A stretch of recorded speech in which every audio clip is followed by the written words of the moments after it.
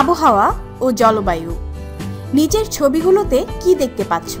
প্রথম ছবিতে রোদ উঠেছে, দ্বিতীয় ছবিতে দেখছো বৃষ্টি পড়ছে, সূর্য দেখা যাচ্ছে না। আমরা দেখি আকাশের অবস্থা সবসময় পাল্টায়, একরকম থাকে না, পরিবর্তন হয়। গরমকালে খুব গরম লাগে, আমরা ঘামাতে থাকি। বর্ষাকালে বৃষ্টি হয়, শীতকালে শীত পড়ে। শীতকালে আমাদের ত্বক বেশ শুষ্ক থাকে। শীতকালে আর কি দেখো? কখনো কখনো সারাদিন কুয়াশায় ঢাকা, সূর্যকে দেখা যায় না, দুপুরেও শীত কমে না। তোমার আশেপাশে গাছ আছে? খেয়াল করে দেখো তো পাতা নড়ছে কিনা। বলো তো গাছের পাতা কেন নড়ে? গাছের পাতা নড়ে বায়ুর প্রবাহের কারণে। আমরা দেখি যে কোনো সময় গাছের পাতা একদম নড়ে না, তখন আমরা বলি বায়ু বইছে না। আবার কোনো সময় দেখি গাছের পাতা খুব নড়ছে, আমরা তখন বলি যে জোরে বাতাস বইছে। কোনো সময় আমরা আবার দেখি বাতাসে গাছের ডাল নুয়ে যায়, জোর বাতাসে ডালপালা ভেঙে যায়, গাছ ভেঙে পড়ে, কখনো ঘরবাড়ি ভেঙে যায়। তোমরা কি এমনটা দেখেছো কখনো? আমরা এরকম অবস্থাকে ঝড় বলি। বর্ষাকালে বায়ু প্রবাহিত হতে দেখি দক্ষিণ দিক থেকে, আবার শীতকালে বায়ু প্রবাহিত হয় উত্তর দিক থেকে। আমরা এতক্ষণ কয়েকটি অবস্থার কথা জানলাম, কখনো রোদ, কখনো বৃষ্টি, কখনো গরম, কখনো বা শীত, আবার কখনো মেঘ, কখনো বা কুয়াশা, কখনো বাতাস বয় না, কখনো বা খুব জোরে বাতাস বয়। বাতাস আবার বিভিন্ন সময় বিভিন্ন দিক থেকে প্রবাহিত হয়। বাতাসকে কখনো আমাদের শুকনো মনে হয়, কখনো ভেজা মনে হয়। কোনো জায়গার রোদ, বৃষ্টি, তাপমাত্রা, মেঘ, কুয়াশা ও বায়ুপ্রবাহ, এই অবস্থাগুলো মিলে হলো আবহাওয়া। এই অবস্থাগুলো অল্প সময়ের মধ্যে পাল্টে যেতে পারে। আবার একই সময় দুটি কাছাকাছি জায়গার আবহাওয়া আলাদা হতে পারে। যেমন তোমার বিদ্যালয়ে যখন বৃষ্টি হচ্ছে তখন তোমার বাড়িতে রোদ থাকতে পারে। আবহাওয়ার উপাদান। আবহাওয়া কি তা আমরা জেনেছি। আমরা কোনো জায়গার আবহাওয়ার অবস্থাকে রোদ, মেঘ ও বৃষ্টি দিয়ে প্রকাশ করি। তাপমাত্রা দিয়ে বোঝা যায় গরম না শীত পড়েছে। বায়ু কতটা শুষ্ক বা ভেজা তা প্রকাশ করা হয় আর্দ্রতা দিয়ে। বায়ু প্রবাহকে বর্ণনা করি বায়ু কতটা জোরে বইছে এবং কোন দিক থেকে বইছে। আকাশের অবস্থা, বায়ুর তাপমাত্রা, আর্দ্রতা এবং বায়ু প্রবাহ আবহাওয়ার এক একটি উপাদান। নিচে আবহাওয়ার কয়েকটি উপাদানের ছবি দেওয়া হলো। তোমরা বাড়িতে আরেকটি কাজ করবে, রেডিও বা টেলিভিশনের খবর শুনবে। খবরের শেষ দিকে মন দিয়ে আবহাওয়ার খবর শুনবে। বোঝার চেষ্টা করবে আবহাওয়ার খবরে কি কি থাকে। উপরের তালিকার সাথে মিলিয়ে দেখবে কোন উপাদানগুলি মিলে যাচ্ছে। আবহাওয়া কি প্রতিদিন পাল্টায়? এসো আমরা নিজেরাই দেখি আবহাওয়া প্রতিদিন পরিবর্তন হয় না। একটি দল গঠন করো। একজনের খাতায় নিচের তালিকা অনুযায়ী একটি ছক তৈরি করো। ছক 1, পরপর 5 দিন দুপুর 1টায় পাওয়া আবহাওয়ার উপাদানগুলোর তথ্য। তাপমাত্রা প্রথম দিন 23 ডিগ্রি সেলসিয়াস, মেঘ ও রোদ, হালকা মেঘলা। বায়ু প্রবাহ কতটা শক্তিশালী? স্বাভাবিক। বায়ু প্রবাহের দিক দক্ষিণ, বৃষ্টি ঝিরঝির। দ্বিতীয় দিন তাপমাত্রা 19 ডিগ্রি সেলসিয়াস, মেঘ ও রোদ, মেঘলা। বায়ু প্রবাহ কতটা শক্তিশালী? কম। বায়ু প্রবাহের দিক দক্ষিণ, বৃষ্টি বৃষ্টি মুষলধারে। তৃতীয় দিন তাপমাত্রা 50 ডিগ্রি সেলসিয়াস, মেঘ ও রোদ, রোদ। বায়ু প্রবাহ কতটা শক্তিশালী? বেশি। বায়ু প্রবাহের দিক দক্ষিণ, বৃষ্টি হয়নি। চতুর্থ দিন তাপমাত্রা 29 ডিগ্রি সেলসিয়াস, মেঘ ও রোদ, রোদ।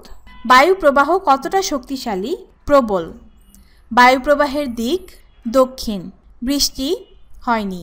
পঞ্চম দিন তাপমাত্রা 22 ডিগ্রি সেলসিয়াস, মেঘ ও রোদ, হালকা মেঘলা।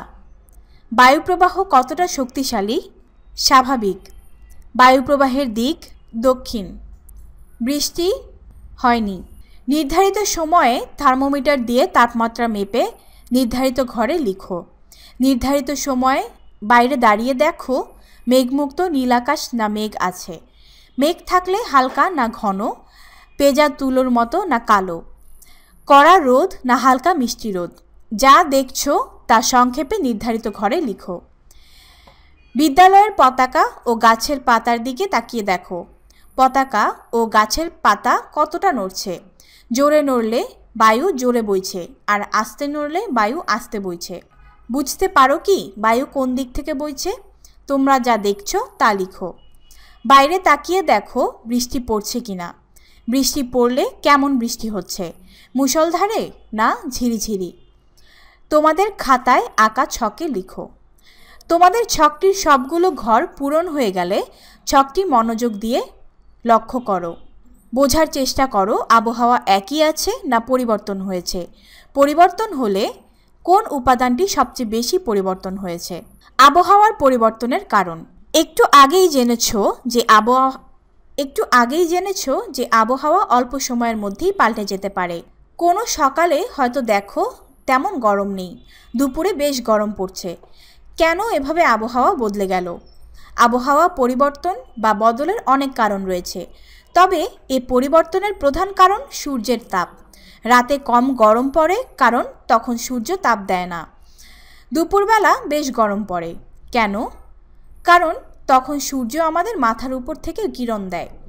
সূর্য কিরণের সাথে তাপ আসে, সেই তাপ বাতাস, মাটি, ঘরবাড়ি ও পানিকে গরম করে, তাই দুপুরবেলা বেশ গরম পড়ে। কখনো আমরা দেখি দুপুরের গরমটা ভ্যাপসা গরম, আকাশ মেঘে ঢেকে আছে, অনেক ঘাম হচ্ছে। বিকেলে অনেক বৃষ্টি হলো। কিভাবে মেঘ হলো, কিভাবে বৃষ্টি হলো? মেঘ ও বৃষ্টি কিভাবে তৈরি হলো তা বোঝার জন্য তোমার শিক্ষককে নিয়ে নিচের কাজটি করো। তোমাদের শ্রেণীর 3 জন মিলে কাজটি করো। অন্যরা দাঁড়িয়ে দাঁড়িয়ে দেখবে। একটি পানির কেতলির অর্ধেকটা ভরে পানি নাও। ঢাকনা সহ কেতলিটিকে চুলার উপরে বসাও। আগুন জ্বেলে তাপ দাও। একটু দূরে দাঁড়িয়ে দেখো কি ঘটছে। কেতলির নল দিয়ে ধোঁয়ার মতো বেরোচ্ছে। ভালোভাবে খেয়াল করো, নলের মুখে তেমন কিছু দেখা যাচ্ছে না, তবে একটু দূরে ধোঁয়া দেখা যাচ্ছে। এবার চিন্তা করো তো ধোঁয়া কোথা থেকে কিভাবে এলো? সহপাঠীরা মিলে আলোচনা করে উত্তর খোঁজো। তোমাদের উত্তর শিক্ষককে জানাও। ধোঁয়া এসেছে কেতলির পানি থেকে। পানিকে তাপ দেওয়ায় পানি বাষ্প হয়ে কেতলির নল দিয়ে বেরিয়ে এসেছে। বাইরে এসে বাতাসে ঠান্ডা হয়ে ছোট ছোট পানির কণা হয়েছে। সেই পানি কণাগুলোকে ধোঁয়ার মতো দেখা গেছে। এবার ধোঁয়ার উপরে একটা প্লেট ধরো। দেখো প্লেটের গায়ে কিছু জমেছে কিনা।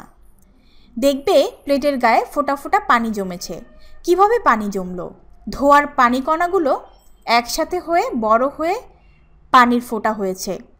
এবার মনে করো তো আকাশে মেঘ দেখতে কেমন?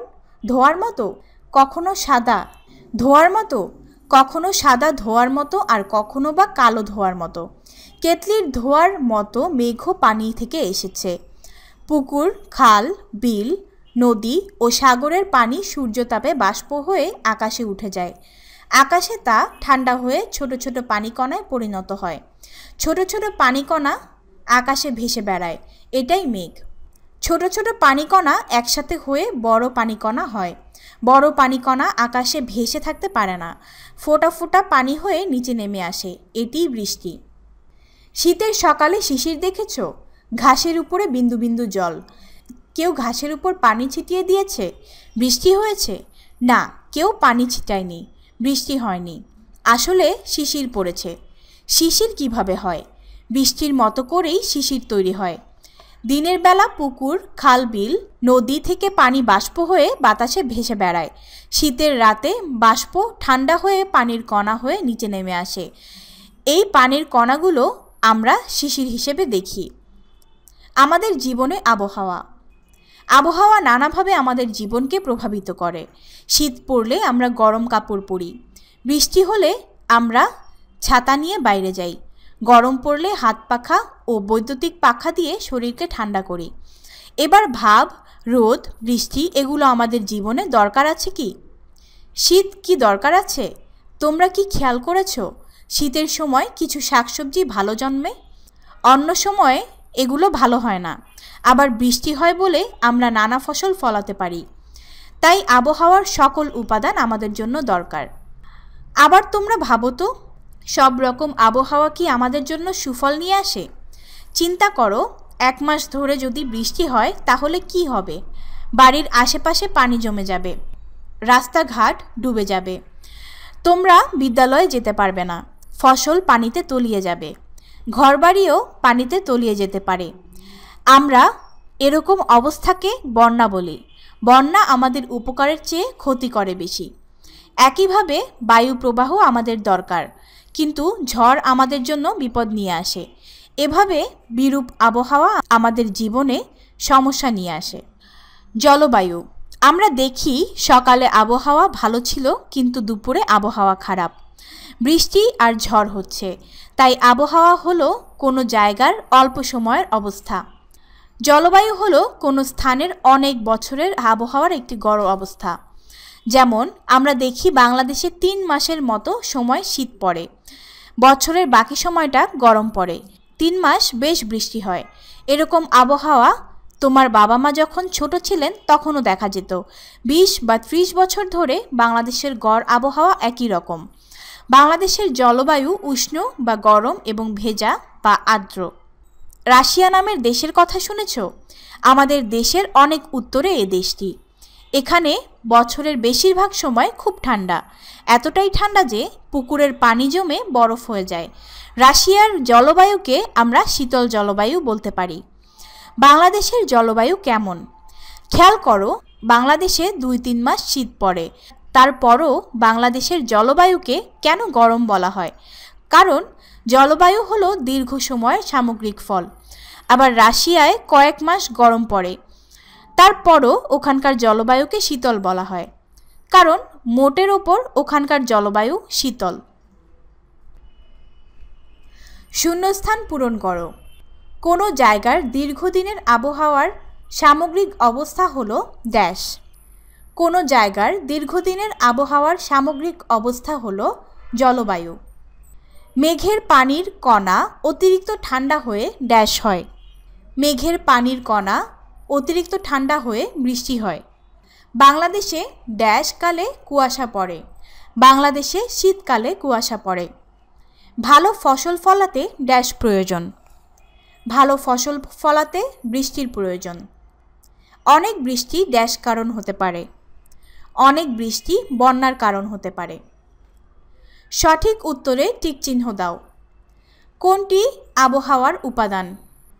এখানে উত্তর হবে রোদ। নরওয়ে নামের একটি দেশে বছরে 9 মাস শীত পড়ে। ওই দেশের জলবায়ুকে কি বলা হয়? এখানে উত্তর হবে শীতল।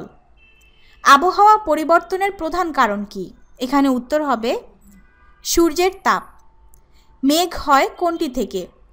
এখানে উত্তর হবে পানির বাষ্প থেকে। বাংলাদেশের জলবায়ু কেমন?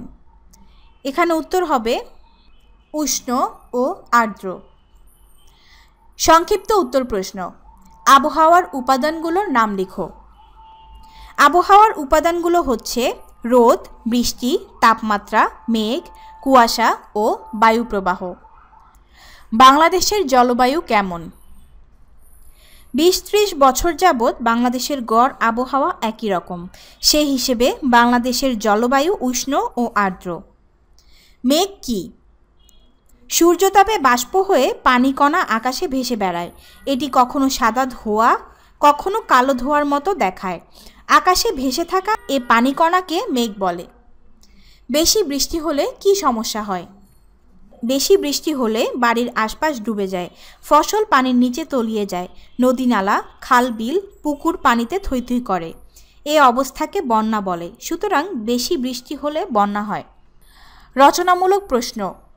আবহাওয়া বলতে কি বোঝায় তা ব্যাখ্যা করো।